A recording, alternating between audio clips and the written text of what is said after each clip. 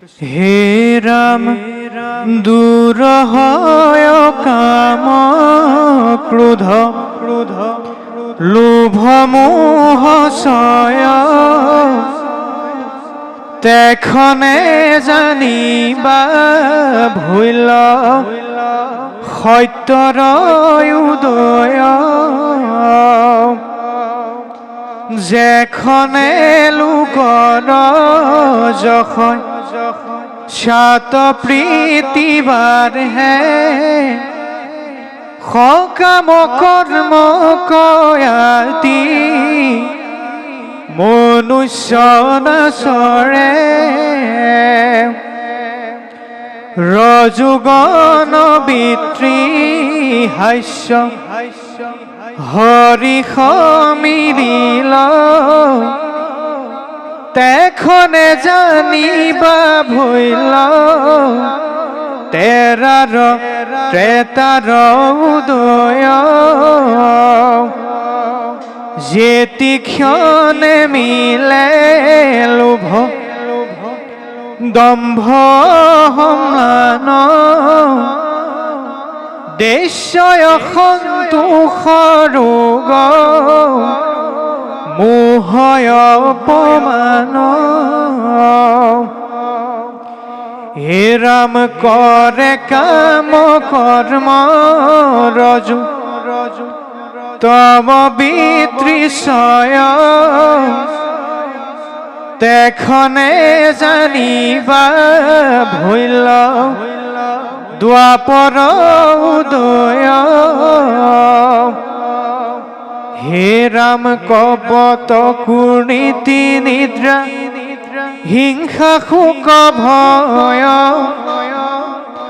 দিন দুখ বিষাদত মখ বিতৃষয় পাপৰ পথক লাগি মন যায় তুলি তেখনে জানিবাসি পাইলে পাপি কলি কহু কলি যুগ দুনাই শুনিও নৃপতি নকৰিবে দুষ্ট কলি কোননো সংগতি হইবে মলমতি একো নাচৰিবে পুণ্য পাৰিবে বিস্তাৰ খাইবে কিন্তু ভাগ্য শূন্য আতি দিন সুখী বিদ্ৰ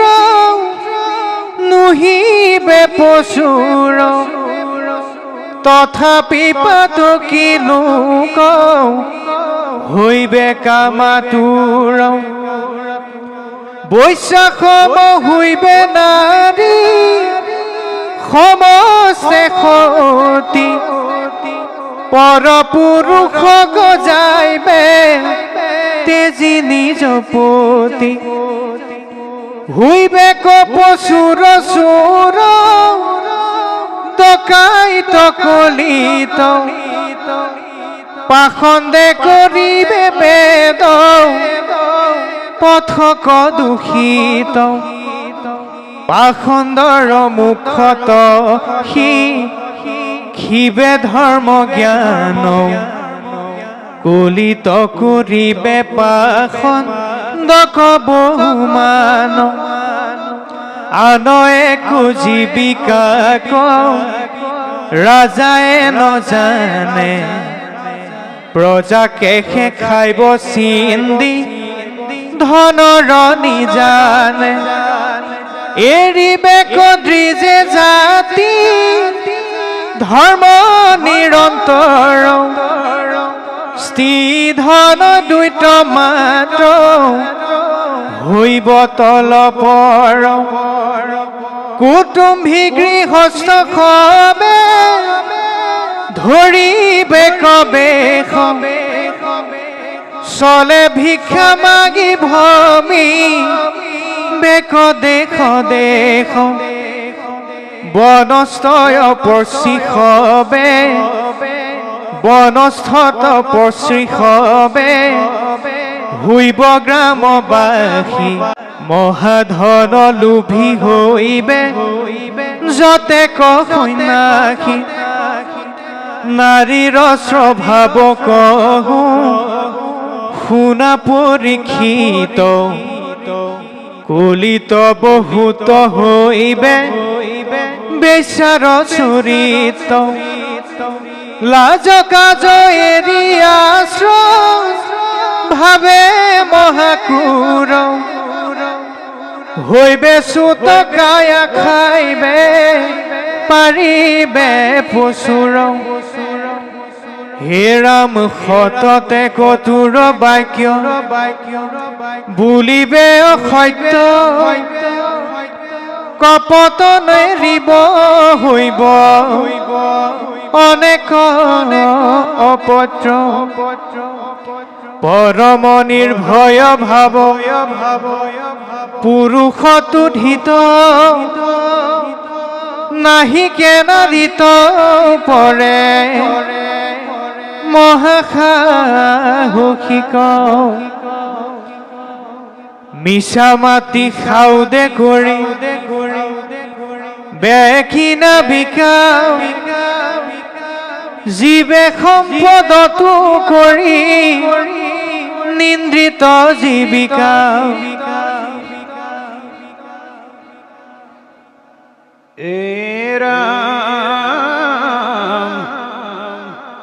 উত্তম নায়ক যদি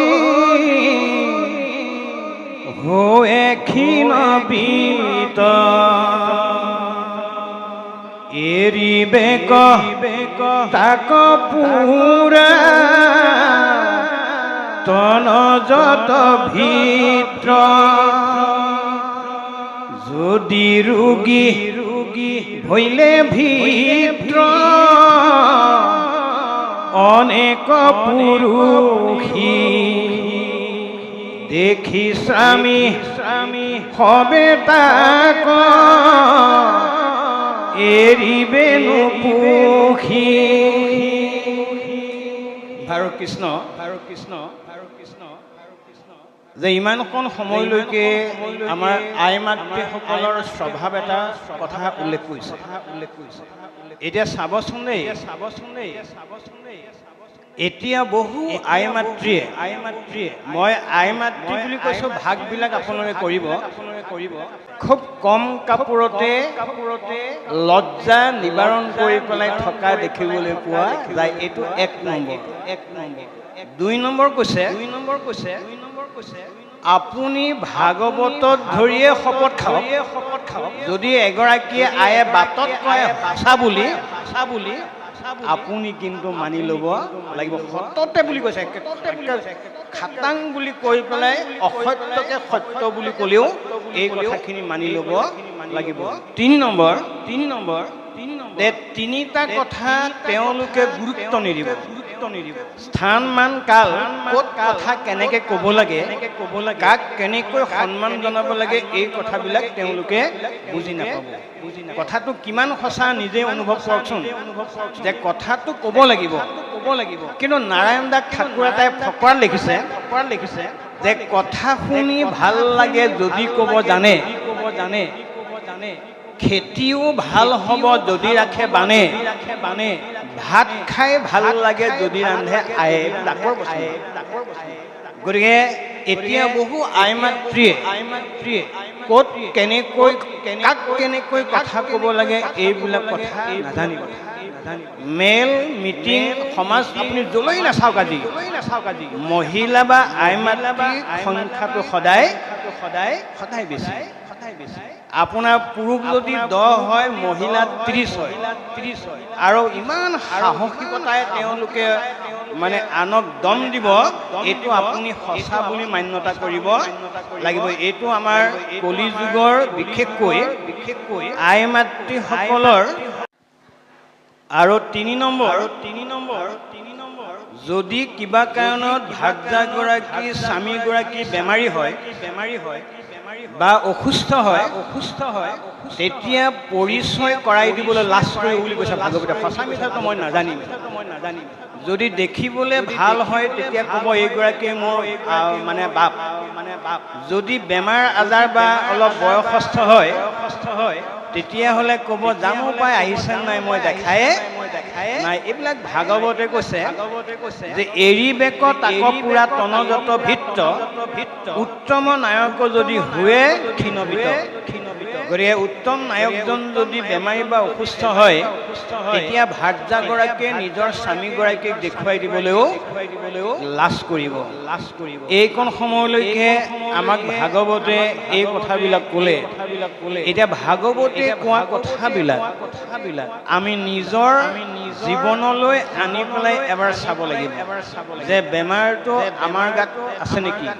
যদি আছে আমি তাৰ চিকিৎসা কৰিবৰ কাৰণে আগবাঢ়ি যাব লাগিব। সেইকাৰণে মনত ৰাখিব আই মাতৃসকল যে ভগৱান কৃষ্ণই গোপীসকলক কেইবাৰো লগ পাইছে। যে শেষবাৰ ক'ত লগ পাইছিল? বৃন্দাবনত। মনত ৰাখিব বৃন্দাবনত ভগৱন্তই লগ পালে। ভগৱন্তক সুধিলে গোপীসকলে যে খালি স্বামী সেৱা কৰিব লাগে, স্বামী সেৱা কৰিব লাগে, কোনজন স্বামী সেৱা কৰিব লাগে?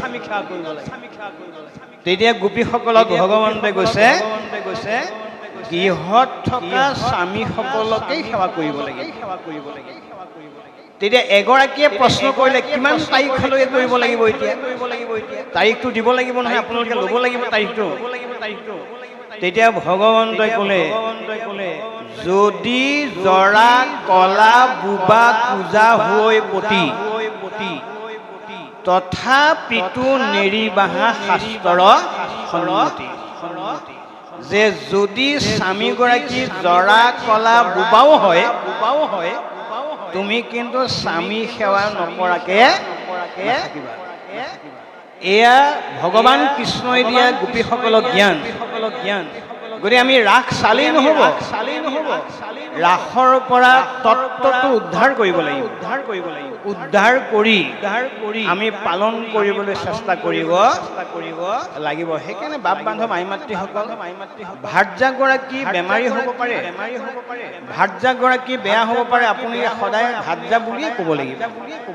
স্বামীগৰাকী বেমাৰী হ'ব পাৰে, স্বামীগৰাকীক আপুনি আমি স্বামী সন্মান জনাব লাগিব। সেই আদৰ্শবিলাক কলি যুগত নাথাকিব বুলি ভাগৱতে আমাক আজি সিদ্ধান্ত দিছে। ইয়াৰ পাছত লিখিছে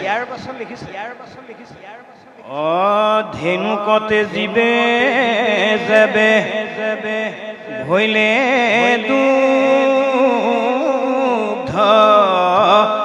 দুগ্ধহীনা কলিত হইবে কনক স্ত্রী পরাধীনা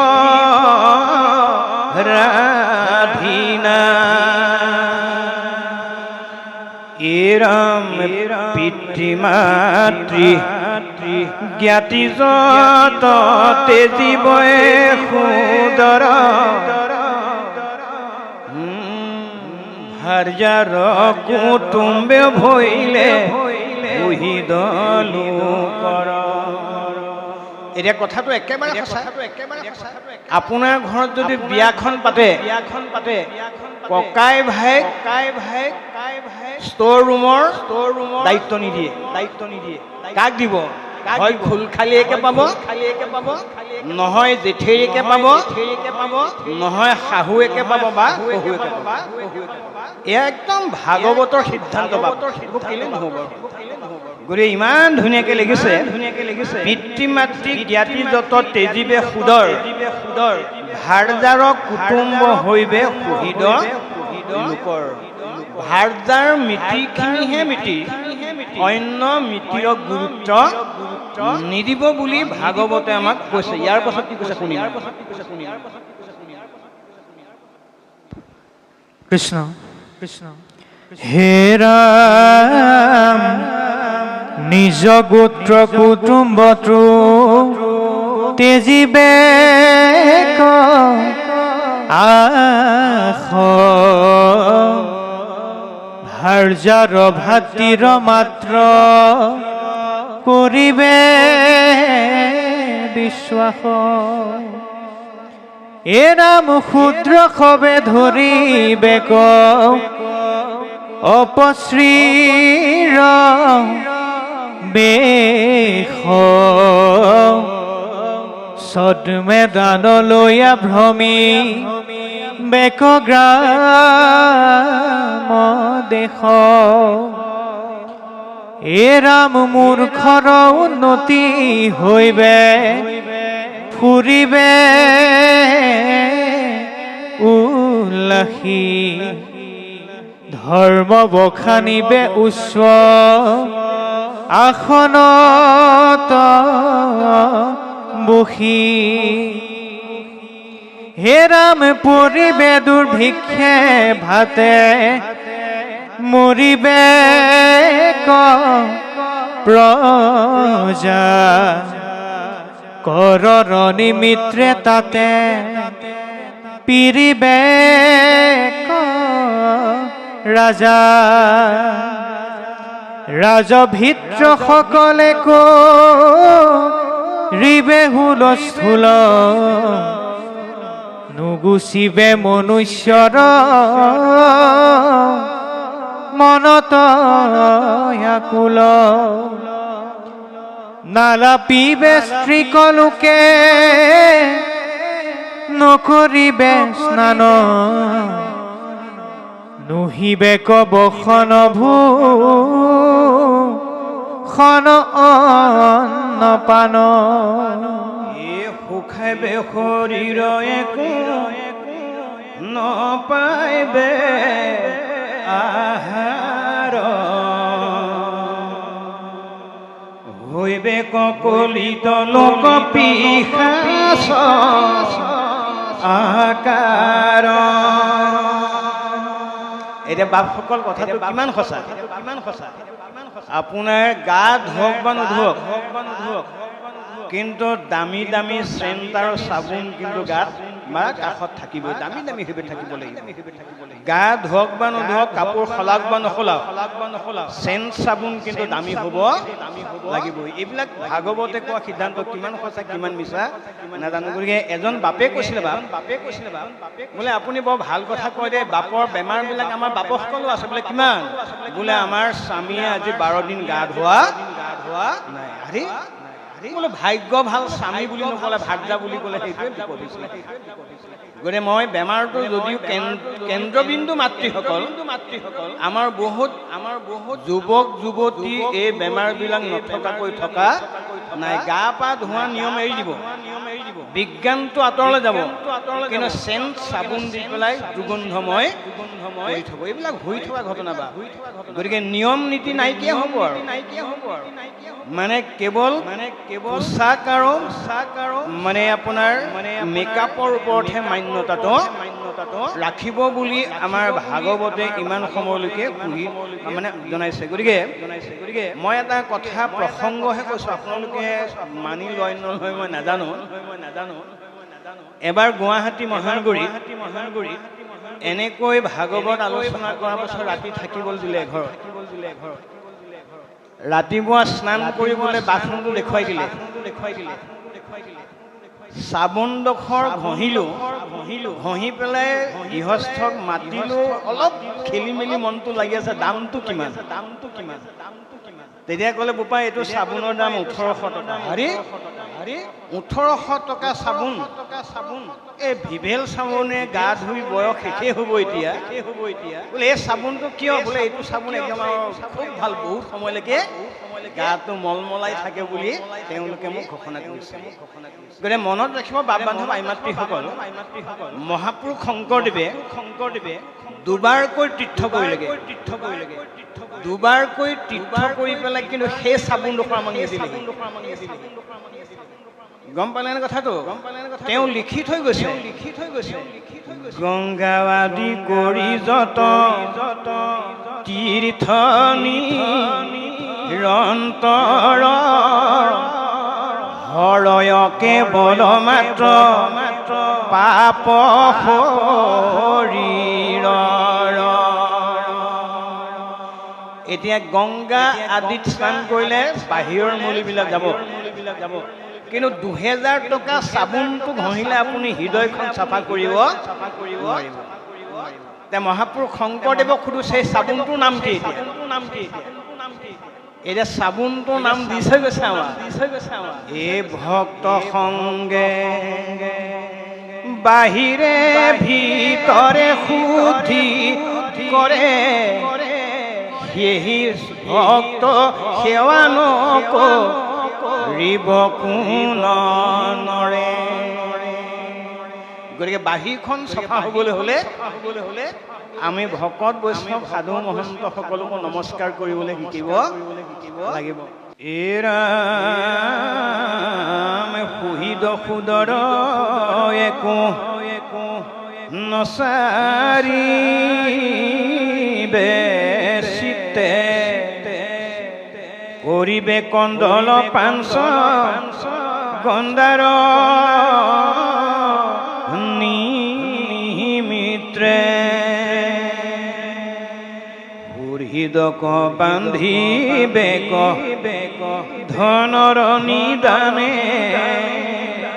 কন্দলতো মৰি যাইবে আপুনিও প্ৰাণে ভাৰ্যা পুত্ৰ পিতৃ মাতৃ একোনে দেশিত আপুনি জীবেক মাত্ৰ দুৰ্ঘুৰ কলিত মিলিবে লোকত আনো অনেক বিপাক কতেক কহিবু দুষ্ট কলিৰ চেষ্টা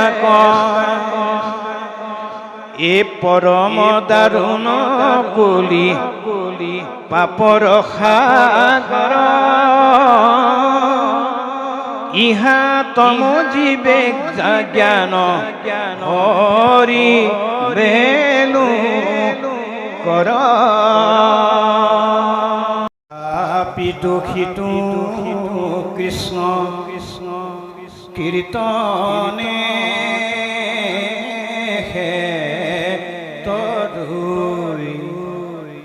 ভকতি নভৈলে দুনাই মায়া ধৰ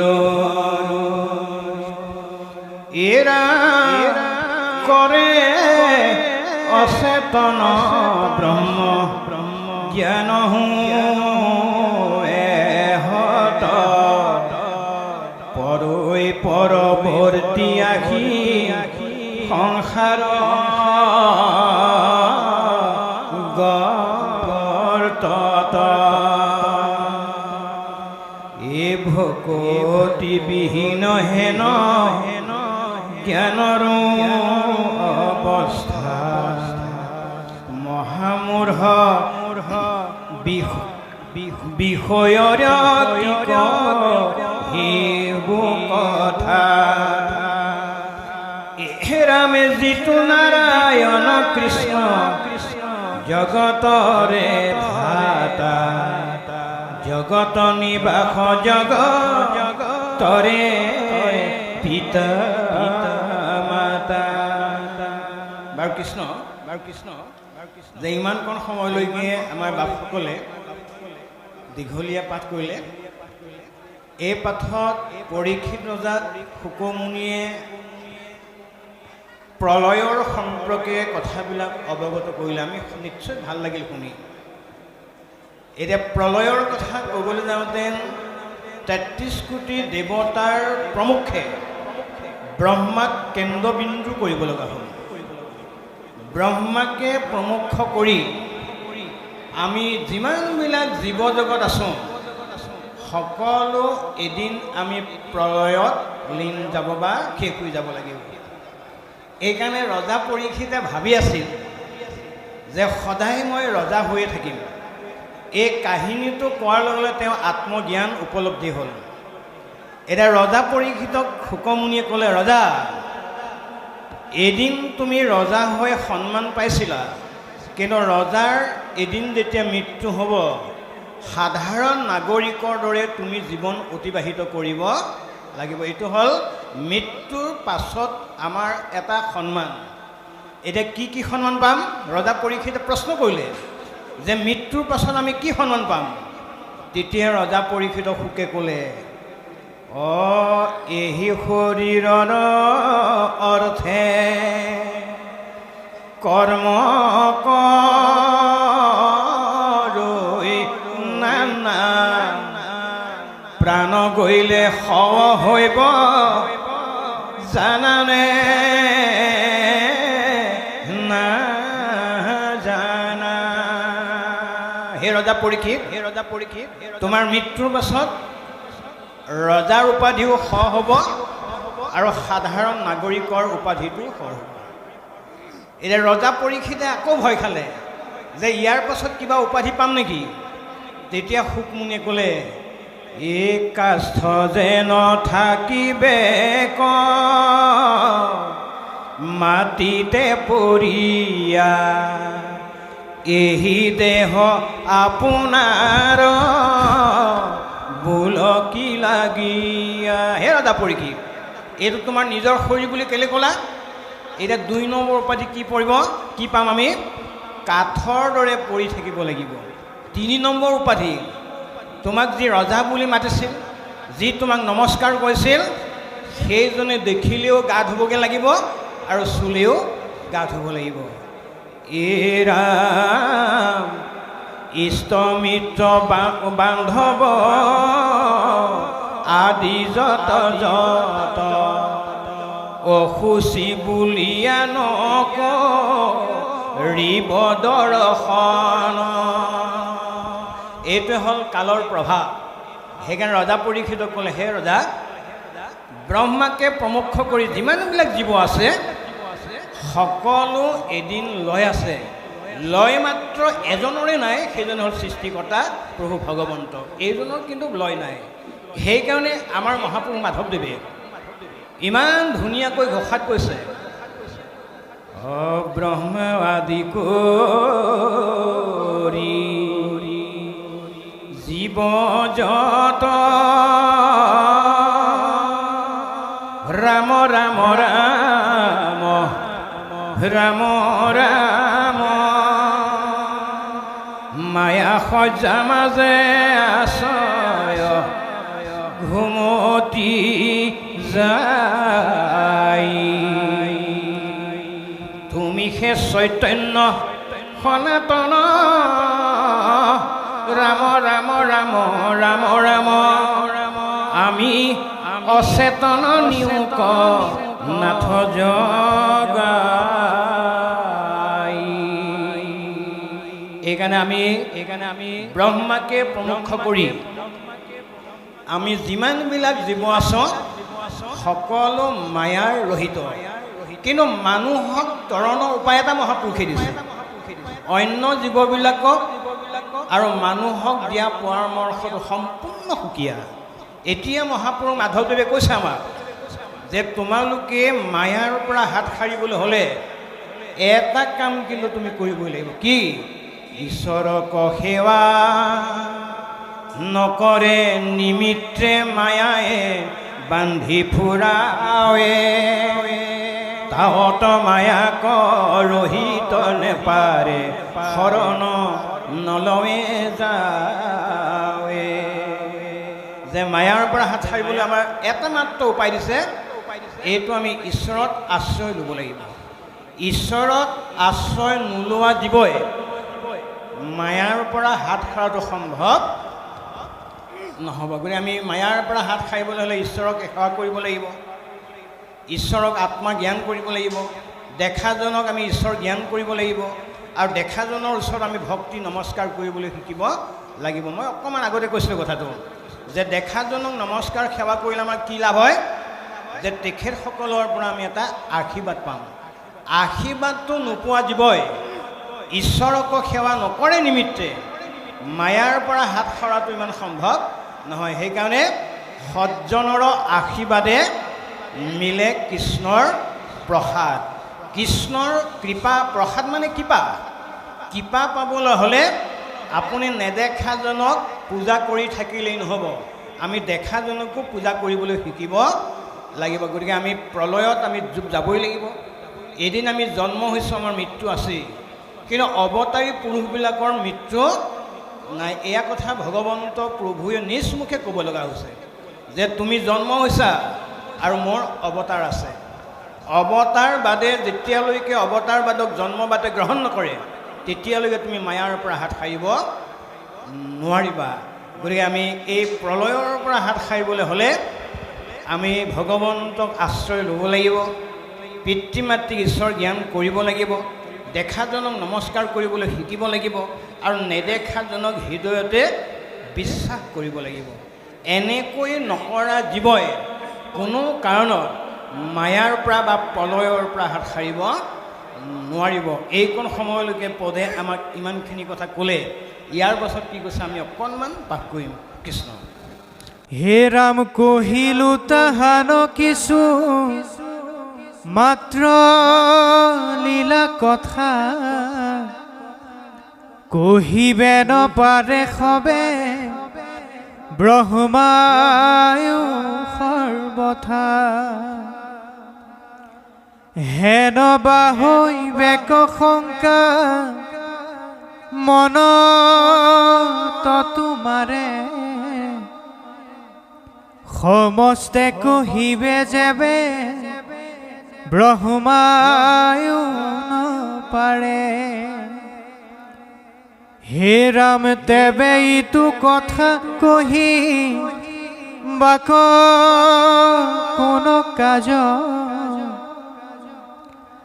আৰু অভিপ্ৰায় কহোঁ শুনা মহাৰাজ।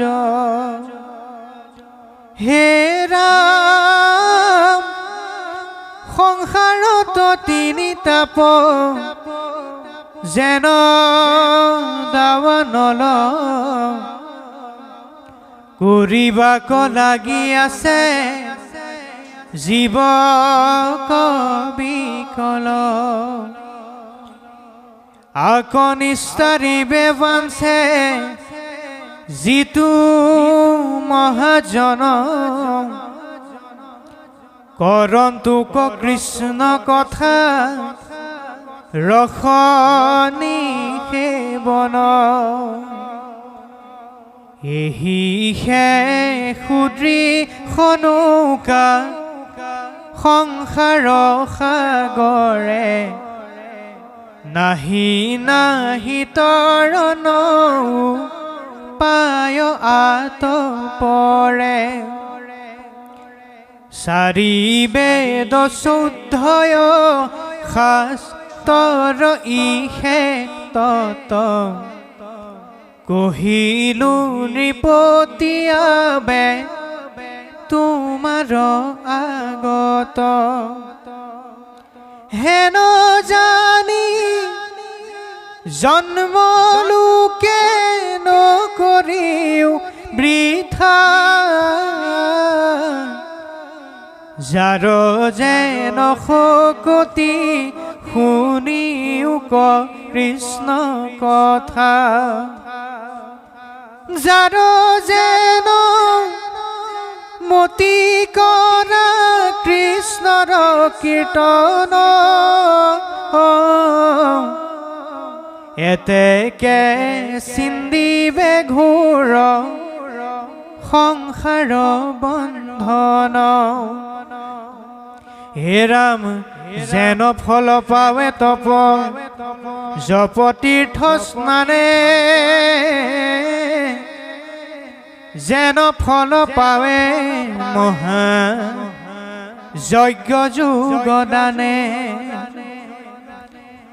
যেন ফল পাৱে মহা জ্ঞান বৈৰাগ্যত,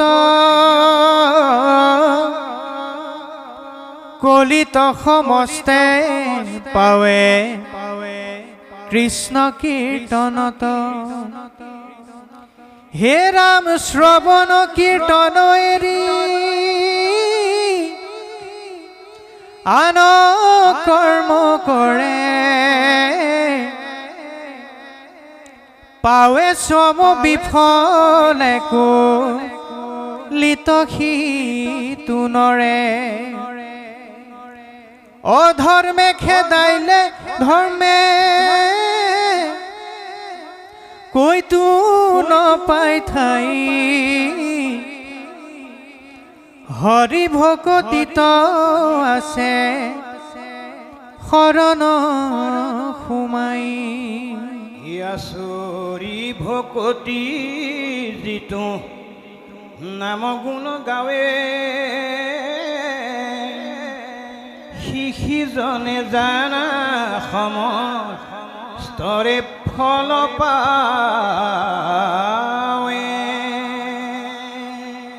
দে ইমানকণ সময়লৈকে পাঠে কি ক'লে আমি অকণমান চমুকৈ কৈছোঁ যে বাপসকল মনত ৰাখিব এই যে ৰাতিপুৱাৰ পৰা এতিয়া 4 বাজিব 3:30 হ'ল এতিয়ালৈকে আমি ইয়ালৈ বহুত ভকত আই মাতৃ যুৱক যুৱতীসকল আহিছোঁ কিন্তু মনত ৰাখিব ভগৱন্তই নিজ মুখে কৈছে পূজা অনুকূলে দেন্ত ভল ভগৱন্তে যে আপুনি যিমান পূজা কৰে ফলটো সিমানহে পাব ধৰি ল'লোঁ কোনোবা এজনে 20 টকা এটা দি সেৱা কৰিলে সেৱা কৰি পেলাই তেওঁ দায়িত্ব সামৰিলে যাওঁগৈ আৰু পইচা এটা দিলোঁ তেলো দিলোঁ গুচি যাওঁগৈ তেওঁ নম্বৰটো সিমানহে পাব কোনোবাই টকাও দিব পৰা নাই তেলো দিব পৰা নাই মই ধৰি ল'লোঁ কথাটো এই ইমান ধুনীয়াকৈ শুনি আছোঁ আনন্দ মনে তেওঁ আকৌ ফল সিমানেই পাব ৰাতিপুৱাৰ পৰা এতিয়ালৈকে বিভিন্ন কৰ্মত নিয়োগ হৈ আছে তেওঁলোকৰ নম্বৰটো সিমানে মানে ভাগৱতলৈ আহিলোঁ বুলিয়েই সকলোৱে সমান নম্বৰ নিব নোৱাৰিব এইকাৰণে আমাৰ ভাগৱতত ইমান সুন্দৰ উপায় দিছে যে আজি যে আপোনালোকে পাঠ কৰিবলৈ বাপজনক মাতিলে এই বাপজনৰ নম্বৰ 100 আৰু আপোনালোকে শুনি থকা সকলৰ নম্বৰো 100 আৰু কোনোবাই একো বুজি পোৱা নাই মাতটোকে ভাল লাগিছে বুলি যদি কোনোবাই নমস্কাৰ কৰিলে সেইজনৰ নম্বৰ কিন্তু 100 আপুনি কিবা এটা ভাল পাব লাগিবই 10 টকা এটা দি পেলাই ঘৰত গৈ কাপোৰ ফেনৰ তলত বহি থাকিলে আপুনি সকলো নম্বৰ লাভ কৰিব নোৱাৰিব এইকাৰণে আমাৰ ভাগৱতে কৈছে যিবা কহে যিজনে ভাগৱতৰ কথা কয় যিবা শুনে যিজনে ভাগৱতৰ কথা শুনে যিবা আনন্দিত তিনিও সমান ফল শাস্ত্ৰৰ বিদিত যে শাস্ত্ৰই এনেকৈ ধৰ্মৰ কথা কৈছে সেইকাৰণে আমাক আহ্বান জনাইছে সমস্ত তীৰ্থত স্নান মই পদটো সুৰেৰে গোৱা নাই সমস্ত তীৰ্থত স্নান কৰিলেক সৰ্বে যজ্ঞ দীক্ষিত ভৈলে যিটো জন সমস্ত দানৰে ফল পাইলে সিজনে আতি যিটো কৰৈ নামৰ কীৰ্তন যে অন্যবিলাক ফলতকৈ নাম কীৰ্তনৰ ফলটো শ্ৰেষ্ঠ আৰু বিশেষ বুলি এইকণ সময়লৈকে পৰীক্ষিত ৰজাক শুকমুনিয়ে অৱগত কৰিছে হে ৰজা তপ জপ যাগ যজ্ঞৰ ফলটো কেতিয়া পাবা ঠিক নাই কিন্তু ঈশ্বৰক উপাসনা কৰিলে তাৰ ফলটো তুমি তাৎক্ষণিকভাৱে পাবা তাকে যেনিবা তুমি দেখা নাপাবা অন্য দেৱতাই দিয়া ফলটো দেখা পায় কিন্তু ভগৱন্তই দিয়া ফলটো তুমি দেখা নাপাবা সেইকাৰণে সমস্ত তীৰ্থত স্নান কৰিলেক সৰ্বে যজ্ঞ দীক্ষিত ভৈলে যিটো জন সমস্ত দানৰে ফল পাইলে সিজনে আতি যিটো কৰৈ নামৰ কীৰ্তন নাম কীৰ্তনতে গোটেই তপ জপ যাগ যজ্ঞৰ ফলটো তুমি লাভ কৰিব পাৰিবা এইকণ সময়লৈকে পদে আমাক ক'লে ইয়াৰ পাছত কি কৈছে আমি অকণমান শুনি ল'ম কৃষ্ণ কৃষ্ণ হে ৰাম এতেকে খেকলিত কীৰ্তন ধৰ্ম সাৰ আউৰ একো থানে নাই ধৰ্মৰ সংসাৰ এহি হে পৰম ধৰ্ম জানিবা সৰ্বথা হেনবা বুলিবা কৈত পাইলা ইটো কথা একোৱে পুৰুষে নতু শুনি কৰ্ণ চুটি কহু আৰু গুণ আবে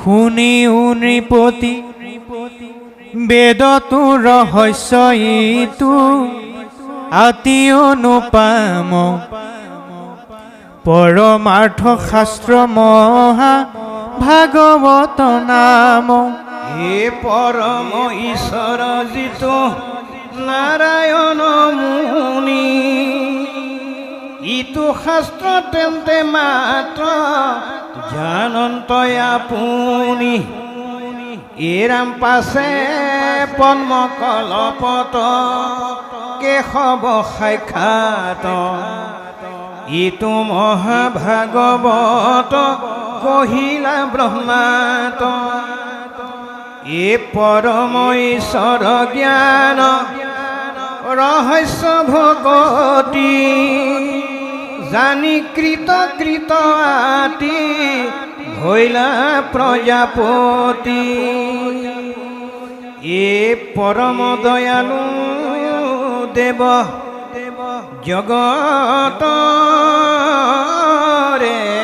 পিতা হে কৈলা নাৰদত ইটো পুৰাণ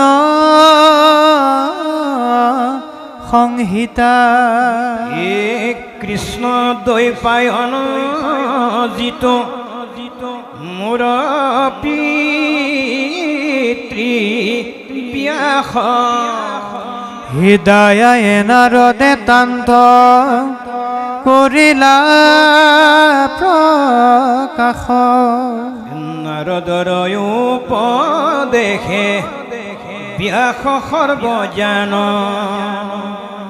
কৰিলা বিস্তাৰ ইটো শাস্ত্ৰক নিৰ্মাণ মহাভাগৱত ইটো পুৰাণ সংহিতা পৰম স্নেহত মুত কহিলন্ত পিতা এ সুৰক্ষিত মুনি আক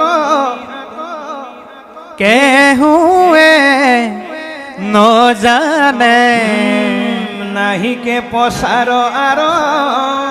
আউৰয়ে কোথানে এ নষ্ট ভৈলা প্ৰজা জানি কলিৰ পাপত এতেকে কহিলো মই তোমাৰ আগত এতিয়া শুকমুনিয়ে পৰীক্ষিতৰ ওচৰত তেওঁ স্বীকাৰ আৰম্ভ কৰিছে যে হে মহাৰাজ মই যে তোমাৰ আগত ইমান সময়লৈকে ভাগৱতৰ কথাখিনি ক'লোঁ এয়া মই কাৰ পৰা শুনিলোঁ কাৰ পৰা পালোঁ এই কথাখিনি তোমাক মই অৱগত কৰিলোঁ এতিয়া কাৰ পৰা পালে ব্ৰহ্মাই দিলে নাৰদক ইটো ফল ভাগৱত নাৰদে ব্যাসক আনি দিলা ইডালে সিডালে লাগি তিলে কণ গৈল ভাঙি শুকমুখে ভূমিত পৰিলা তেওঁ স্বীকাৰ কৰিছে যে মই কাৰ পৰা ভাগৱত পালোঁ আৰু মই তোমাক ইমান সময়লৈকে কাৰ যোগেদি কথাখিনি ক'লোঁ এটা ইতিহাস মহাপুৰুষে ইয়াত অৱগত কৰিছে ইয়াৰ পাছত কি কৈছে শুনিম হে ৰাম দেখিতে নপাৰি তু লোকৰ নিকাৰ কৃপায়ে কৰিলো আনি শাস্ত্ৰক প্ৰচাৰ আকে শুনি ভনি কলি যুগে যত লোক মহাসুখে থাকিয়া ঘৰতে নিষ্ঠাৰোক উগ্ৰ শ্ৰৱা সুতয় আছা আগতে উৎসুকে আঙুলি নেদেখি তাক বুলি লন্ত শোকে নৈমিষাৰণ্য তৰিষি সমজাত তথা এহি সুতে কৈবাইতো ভাগৱত কথা আতহন্তে হৈব ইটো ৰাজ্যত বিদিত আকে শুনি নিস্তাৰিব দুৰ্ঘোৰ কলিত ৰাম এতেকে বুলন্ত গুৰু শুক প্ৰসাদত ভৈল শাস্ত্ৰ তেখনে তৰ কণ্ঠাগত মহামুনি শুকৰ প্ৰসাদে পায়া সুত মিলিলে আনন্দ যেন ভৈলেন্ত মুকুত শুকে এটা বৰ সুন্দৰ পৰামৰ্শ আগবঢ়ালে যে গুণীসকলে সদায় আনক গুণ দিবলৈ চেষ্টা কৰে, মনত ৰাখিব। কিন্তু আমাৰ দৰে সাধাৰণখিনি নিজক গুণটো ল'বলৈ বিচাৰোঁ, কিন্তু শুকৰ দৰে মহামুনিসকলে আনক গুণটো দিব বিচাৰে। যেতিয়া ভাগৱতৰ কথা মই ক'বলৈ ওলাইছিলোঁ, তেওঁ স্বীকাৰ কৰিছে ৬০,০০০ ঋষিমুনি আৱেষ্টনীৰ ভিতৰত আৰু আৱেষ্টনীৰ বাহিৰত আছিল সুত মহামুনি, যাৰ নামটো উগ্ৰশ্ৰৱা সুত বুলি কোৱা হৈছে। যে তেওঁ বাহিৰত আছিল, কিন্তু বাহিৰত থাকিলেও গোটেই কথাখিনি তেওঁ কিন্তু কণ্ঠত জমা হৈ গৈছিল। তেওঁ কিমান ভাগ্যৱন্ত চাওকচোন। এইকাৰণে সুতইহে ভাগৱতৰ কথাখিনি ভালকৈ গম পালে, কিন্তু অন্যান্য ঋষিমুনিসকলে ইয়াক উপলব্ধি কৰিব নোৱাৰিলে। সেইকাৰণে ভাগৱত শুনোতে মই কোন জাতৰ এইটো সুধিব ভাবিব নালাগে। ভাগৱত শুনোতে মই কিমান ডিগ্ৰীধাৰী এইটো অনুভৱ কৰিব নালাগে। ভাগৱত শুনোতে মই গাঁওখনৰ ভিতৰত কিমান ধনী সেইটো ভাবিব নালাগে। ভাগৱত শুনোতে মই কিমান ধুনীয়া, কিমান ভাল চেহেৰা, এনেকৈ ভাগৱত শুনিব নালাগে। গতিকে এনেকৈ ভাগৱত শুনাৰ কাৰণে ৬০,০০০ ঋষিমুনিয়ে ভাগৱতৰ তত্ত্বটোকেই বুজি পোৱা নাছিল, যিটো সুত মহামুনিয়ে বুজি পালে। এতিয়া পৰীক্ষিতক কোৱাৰ চৰে আমাক কৈছে, হে মহাৰাজ পৰীক্ষিত, যে ভাগৱত এনেকৈও আৱেষ্টনীৰ বাহিৰত এজন মহামুনিয়ে শুনিছিল, তেওঁৰ নাম আছিল উগ্ৰশ্ৰৱা সুত। গতিকে আমাৰ আজি বহুত ভকতে কয় দেই, ইয়াত নকয় বাৰু, এই ভাগৱত শুনি ভাল লাগে, ৰন্ধন কৰি আছিলোঁ, কেনেকৈ শুনিবা? ইমান শব্দটো ধুনীয়া শব্দ এটা আজি আপোনালোকে প্ৰয়োগ কৰিছে, প্ৰায় ২-৩ কিলোমিটাৰ আঁতৰলৈকে শব্দ গৈছে। গতিকে ৰান্ধনীগৰাকীয়ে যদি আপোনালোকক কয় ভাগৱত কি পাতিলে মই নুশুনিম, তেতিয়াহ'লে ভুল হ'ব নহয় বাপ। গতিকে ভাগৱত শুনাও হ'ল আৰু ভকতক দ্ৰব্য খোৱাল। তেওঁ দুটা ভগৱন্তৰ পৰা কৃপা পাইছে, মনত ৰাখিব। দুটা কৃপা পায়ো যদি তেওঁ কৃপা লাভ কৰিব পৰা নাই, তেতিয়া ভগৱন্তে কৈছে জানিও অৱজ্ঞা কৰে যিটো মন্দ্ৰমতি, গুৰু পিতৃ দুহে সিটো যাইবে অধো গতি।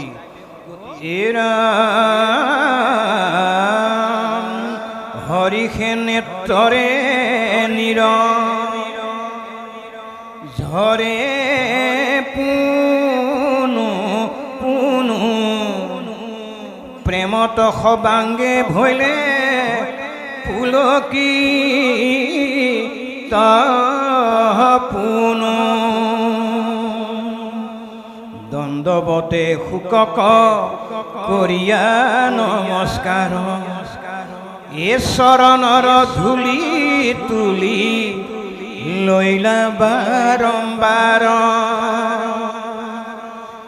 ৰাম প্ৰাণগুৰু বুলি তুতি কৰিলন্ত সুত, অদেখি ভৈলে সমস্তে মাজে অদ্ভুত।